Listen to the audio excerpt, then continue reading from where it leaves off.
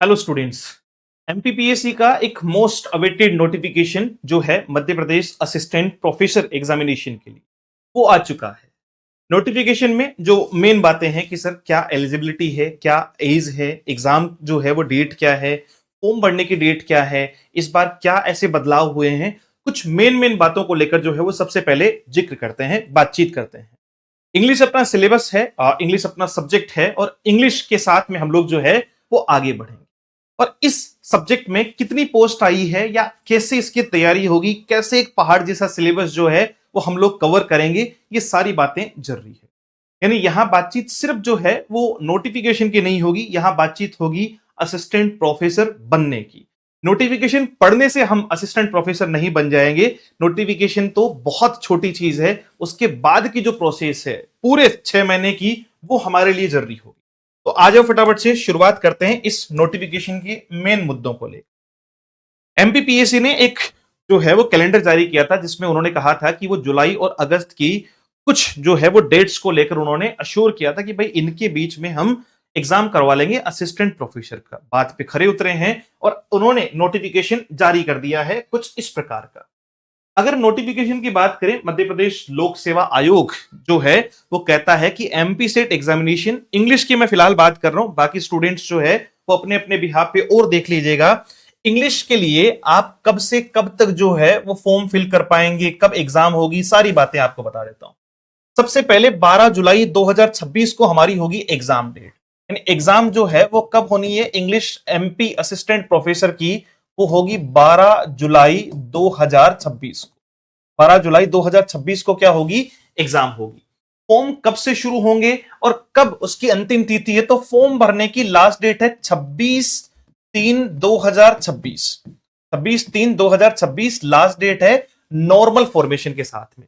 27 से लेकर 4 आपका जो है वो 27 मार्च से लेकर 2 अप्रैल तक जो है वो फॉर्म भरे जा सकते हैं 3,000 रुपए की एक्स्ट्रा शुल्क देके।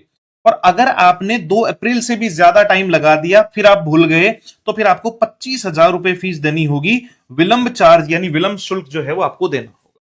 तो मुद्दे की बात क्या है कि सर फॉर्म शुरू कब से होंगे ये तो बताओ। लास्ट डेट तो आपने बता दी है। तो इंग्लिश के लिए जो आपके फॉर्म है वो 27 फरवरी से शुरू होंगे। कब से होंगे फॉर्म फिलिंग जो है वो शुरू होगी आपकी 27 फरवरी से लेकर 27 फेब से लेकर 26 मार्च तक। अब देखो, 1 मार्च 2026 को होगा सेट एग्जाम। 1 मार्च 2026 को होगा सेट एग्जामिनेशन। तो बहुत सारे बच्चों के कल भी क्वेश्चन थे कि सर हमारा तो एग्जाम ही नहीं होगा, हम फॉर्म कब भरेंगे। तो 1 महीने का टाइम है। 1 मार्च को एग्जाम हो जाएगा, लगभग 10 से 15 दिन के अंदर अंदर, मतलब इस डेट के जाने से पहले पहले एग्जाम का रिजल्ट आ जाएगा कि आप सेट कंप्लीट कर पाए, यानी सेट के लिए आप जो है वो एलिजिबल हैं या नहीं है, पात्रता आपकी कंप्लीट हुई कि नहीं हुई, उसका रिजल्ट मिल जाएगा।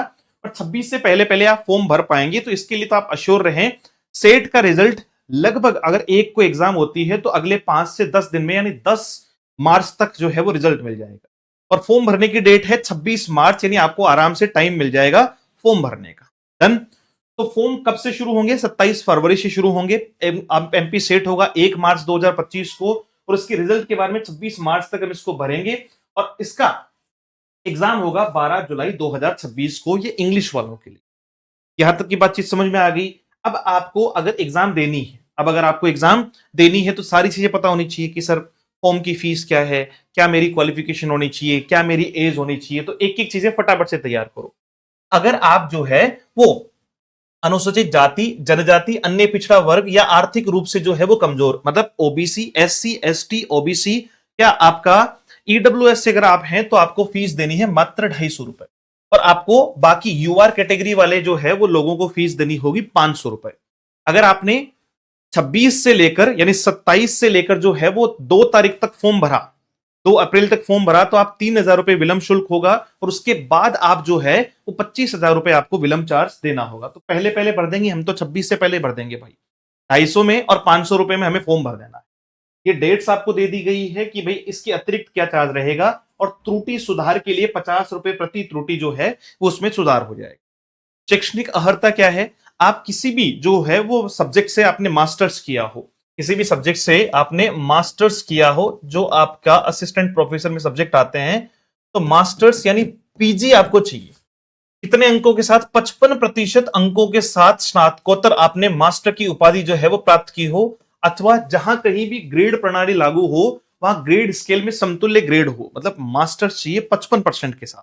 पहली बात, आपकी मास्टर्स हो 55% के साथ। उसके बाद में आपने या तो क्वालिफाई कर रखा हो नेट, राष्ट्रीय पात्रता परीक्षा जो इंडिया लेवल पे होता है, या फिर आपने जो है वो क्वालिफाई कर रखा हो सीएसआईआर, या फिर आपका जो है वो सेट या स्लेट। समझ रहे हो? सीएसआईआर हो आपका, नेट हो, सेट हो या स्लेट हो। अब यहां एक बात ध्यान रखना, जो सेट की एग्जाम देंगे, अभी जो 1 मार्च को एग्जाम देंगे, उनके लिए तो वो सेट में एलिजिबल होंगे, तो इसमें अपने आप एलिजिबल हो जाएंगे अगर सेट क्वालिफाई हो गए तो। ये जरूर ध्यान देना कि मध्य प्रदेश शासन द्वारा आयोजित राज्य स्तरीय पात्रता परीक्षा जो सेट में सफल अभ्यर्थी ही पात्र होंगे।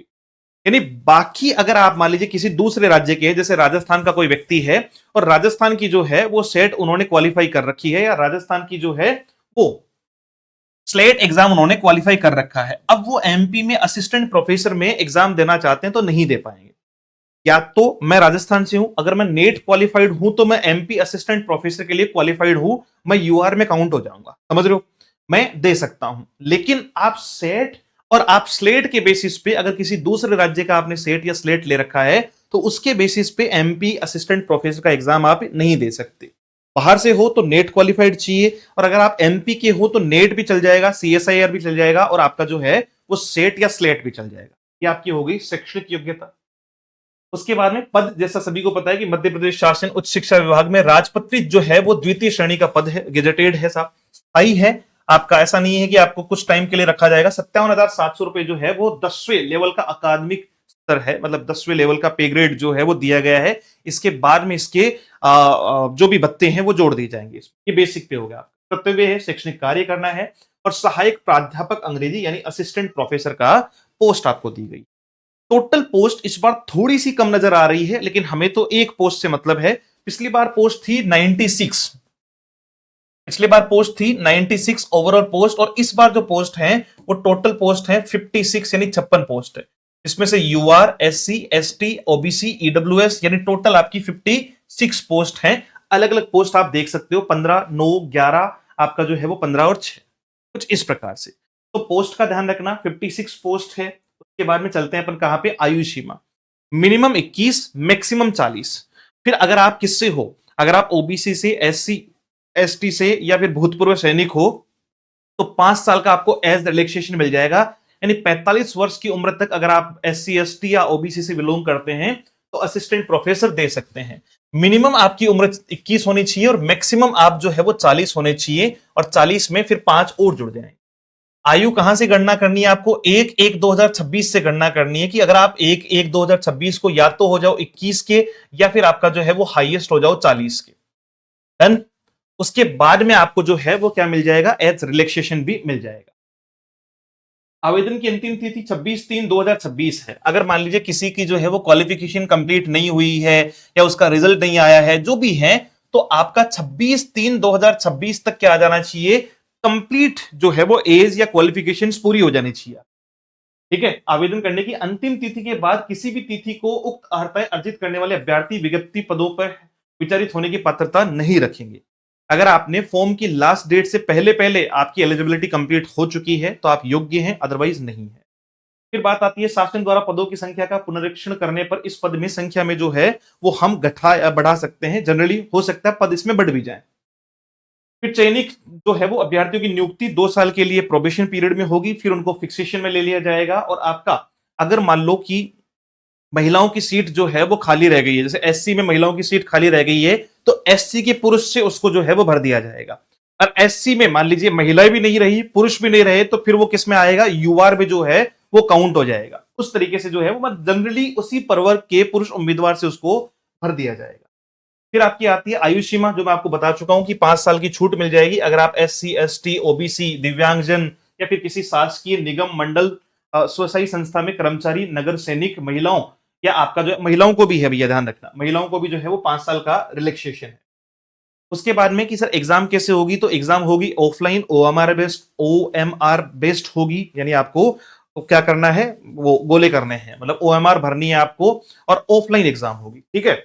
इसमें 3 गुना को जो है वो कहां बुलाया जाएगा, यानी जितनी पोस्ट है, अगर 56 जो है वो लोग हैं, तो 3 गुना लोगों को बुलाया जाएगा इसके लिए, इंटरव्यू के लिए। इसके लिए बुलाया जाएगा, इंटरव्यू के लिए बुलाया जाएगा। 5 3 15 1 16, यानी 168 के आसपास लोग जाएंगे इंटरव्यू में, 3 गुना लोगों को। माइनस मार्किंग होगी, ठीक है, तथा समान अंक प्राप्त करने वालों को अंतिम चयन जो है वो साक्षात्कार के माध्यम से किया जाएगा। इसमें आगे जो है वो क्या है आपके, देखो 2 तो पेपर है इसमें। एग्जाम पैटर्न क्या है इसका कि सर पहला पेपर सामान्य अध्ययन का है, 50 क्वेश्चन आएंगे, 200 नंबर का, यानी 4 नंबर का एक क्वेश्चन, 4 नंबर का एक क्वेश्चन।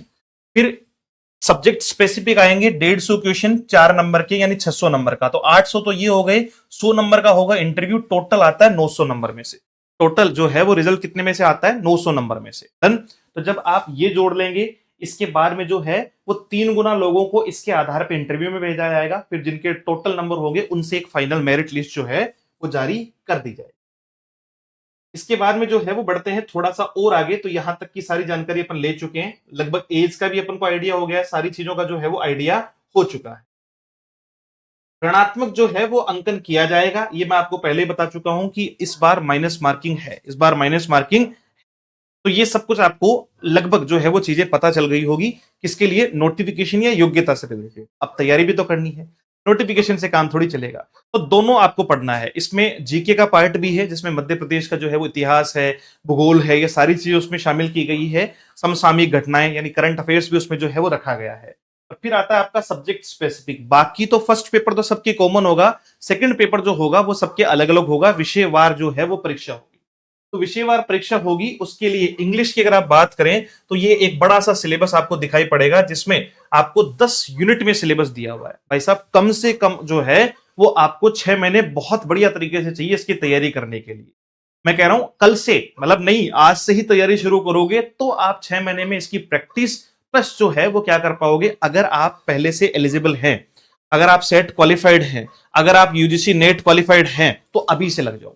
बिल्कुल भी मत छोड़ो, बिल्कुल भी मत सोचो कि क्या करना है क्या नहीं करना है, बस लग जाओ, एकदम डेडिकेटेडली लग जाओ। चौसर से लेके शेक्सपियर तक का पहले हिस्ट्री पढ़नी है, उसके साथ में जो है वो ओरिजिन ऑफ ड्रामा, मिरेकल और मिस्ट्री प्लेस क्या होते हैं, रिवाइवल ऑफ लर्निंग क्या है, और फिर इसके अलावा जो है वो स्पेसिफिक वर्क भी दे रखे हैं। देखिए जैसे जॉफ्री चौसर का हमें जो है वो प्रोलॉग पढ़ना है, किसका, कैंटरबरी टेल्स का। फेरी क्वीनी पढ़ना है एडमंड स्पेंसर का। ऐसे ही विलियम लैंगलैंड है, सर थॉमस जो है वो मालरॉय है, क्रिस्टोफर मार्लो का डॉक्टर फोस्टस पढ़ना है। तो इस तरीके से हमें ये पर्टिकुलर भी पढ़ने हैं इस एज में, और बाकी उसकी हिस्ट्री और बैकग्राउंड भी पढ़ना है, दोनों चीजें पढ़नी है। तो टॉपिक की अगर बात करो तो लगभग 150 से ज्यादा जो है वो टॉपिक है, तो टाइम लगेगा इसमें, it will take definitely time, ध्यान रखना। फिर इसी तरीके से जैसे शेक्सपियर के जो है वो ड्रामा में हैमलेट, ट्वेल्थ नाइट, आपका टेम्पेस्ट, मर्चेंट ऑफ वेनिस पढ़ना है। और वहीं शेक्सपियर की सोनेट की अगर बात करें तो शेक्सपियर की सोनेट आपकी जो है वो नंबर 18, 23, 26, 27 और 44 पढ़नी है। फ्रांसिस बेकन पढ़ना है, ऑफ ट्रूथ, स्टडीज, रिवेंज, और आपका जो है वो ऑफ लॉ पढ़ना है। फिर हम जैकोबियन से लेकर रिस्टोरेशन पीरियड तक आएंगे, इसकी हिस्ट्री पढ़ेंगे, इसके एज के बारे में पढ़ेंगे, क्या इन्फ्लुएंस था फ्रेंच लिटरेचर का। और यहाँ से जॉन डन है, एंड्रू मार्वेल है, मिल्टन है, ड्राइडन है, पॉप है, बनियन है, बर्टन है, इन सबको पढ़ना है। इनके जो भी वर्क दे रखे हैं उनको पढ़ना है। ऑगस्टन एज से लेकर रोमांटिक एज तक के जो है वो वही हिस्ट्री पढ़नी है। क्लासिकल जो है वो इन्फ्लुएंस कैसा था, मॉडर्न एज ऐसे जो है वो कैसे शुरू हुए, आपके रोमांटिसिज्म के प्रिकोसर्स किन्हें कहा जाता है ना, इंग्लिश नॉवेल्स की शुरुआत कैसे हुई, ये पढ़ने के साथ साथ में आपको Gulliver's Travels written by Jonathan Swift पढ़ना है। आपका डेनियल डिफोय का जो है वो रॉबिन्सन कर्सोई पढ़ना है, Joseph Samuel James, William Wordsworth, S T Coleridge, PB Shelley, John Keats, Henry, और आपका जो है वो जेन ऑस्टिन, ये सब पढ़ने हैं। इनके सारे वर्क पढ़ने, जो जो वर्क आपको दिए हुए हैं। जैसे आपका जॉन कीट्स के जो है वो एक से ज्यादा वर्क दिए हुए हैं, 3 जो है वो ओड दी हुई है, 6 ओड थी उनकी, उनमें से 3 दी हुई है। नाइटिंगेल दी हुई है, आपका ऑटम दी हुई है, और आपका ग्रेशियन अर्न दिया हुआ है। विक्टोरियन पीरियड पढ़ना है, उसमें भी वही हिस्ट्री, और उसके बाद में जो है वो कुछ इस प्रकार के राइटर पढ़ने हैं। मॉडर्न ब्रिटिश जो है वो लिटरेचर पढ़ना है, और उसमें भी सेम यही चीजें जो है वो रह जाएगी। विलियम बटलर येट्स है, टीएस एलियट है, सिल्विया प्लाथ है, आपका जो है वो फिलिप लाकिन है, एजी गार्डिनर है, ये सब के सब। लिटरेरी थ्योरी एंड क्रिटिसिज्म में आपको नाट्य शास्त्र है, ये एरिस्टोटल है, ये सारे जो है वो पढ़ने हैं। फिर आते हैं अपन 7वीं यूनिट आपका इंडियन राइटर्स की। इसमें आपको स्वामी विवेकानंद, जे कृष्णमूर्ति, कालिदास, गिरीश कर्नाड, महेश दत्तानी, सरोजिनी नायडू, ये सारे इंडियन राइटर्स और इनके वर्क पढ़ने। ये मैं बहुत बार बता चुका हूं कि मुल्कराज आनंद का अनटचेबल जो बखा है उससे रिलेटेड क्वेश्चन पूछे जाते हैं। द गाइड आपके आर के नारायण साहब जो कॉमन पीपल के राइटर कहे जाते हैं, इनके बारे में ये सारी चीजें।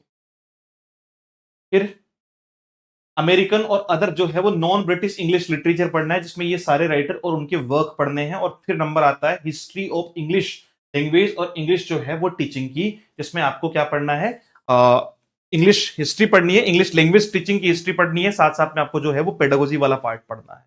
भैया छोटा नहीं है सिलेबस, बहुत लंबा है, बहुत डेप्थ है। पर डे जो है वो एक दो टॉपिक तैयार करोगे तब जाके एग्जाम तक जो है वो कंप्लीट हो पाएगा, टॉपिक्स हो पाएंगे, सारी चीजें जो है वो कंप्लीट हो पाएगी। तो ध्यान रखें, इसको बिल्कुल भी जो है वो हल्के में ना लीजिए। अब आप अगर असिस्टेंट प्रोफेसर या एमपी सेट की तैयारी करना चाहते हैं तो एमपी सेट का कंप्लीट बैच 4,999 का था। आज हमारा एक क्रेश कोर्स भी लॉन्च हो रहा है, ठीक है। इससे आधी फीस में एक 60 दिन का क्रेश कोर्स। क्यों? क्योंकि 1 मार्च को एग्जाम है, तो हम एक नए सीरीज से स्टार्ट कर रहे हैं। उसके लिए आपको क्या करना है, उसके लिए आपको इस नंबर पर मैसेज कर देना है अगर आप क्रेश कोर्स से जुड़ना चाहते हैं तो, ठीक है। अगर आप क्रेश कोर्स से जुड़ना चाहते हैं तो, अगर आप एमपी असिस्टेंट प्रोफेसर के बैच से जुड़ना चाहते हैं तो फिर आपकी फीस जो है वो 7,499 रुपए है। अगर आप 2 दिन में यानी 31 और 1 जनवरी को जुड़ते हैं तो ऑफर प्राइस के सेंस में ये आपको 4,999 में मिल सकता है। अदरवाइज इसकी फीस जो है वो वापस से 2 तारीख से कितनी रहेगी, 7,499 रुपए ही रहेगी, क्योंकि सिलेबस बहुत बड़ा है और मैं इसमें जो है वो चीजों में आपको कॉम्प्रोमाइज नहीं कर पाऊंगा। डन। तो अगर आपको ज्वाइन करना है, आपको पढ़ना है, सिलेक्शन तय करना है, तो आप let's learn with Ajay sir का एप्लीकेशन डाउनलोड कीजिए, या जो नंबर आपको प्रोवाइड करवाए थे उस पर आप क्या कर सकते हैं, 7410928696, इस पर आप व्हाट्सएप कर सकते हैं, जानकारी ले सकते हैं कि सर किस प्रकार का बैच है, कैसे क्या रहेगा, कब चलेगा, कब नहीं चलेगा, ये सारी चीजें। Thank you so much. Have a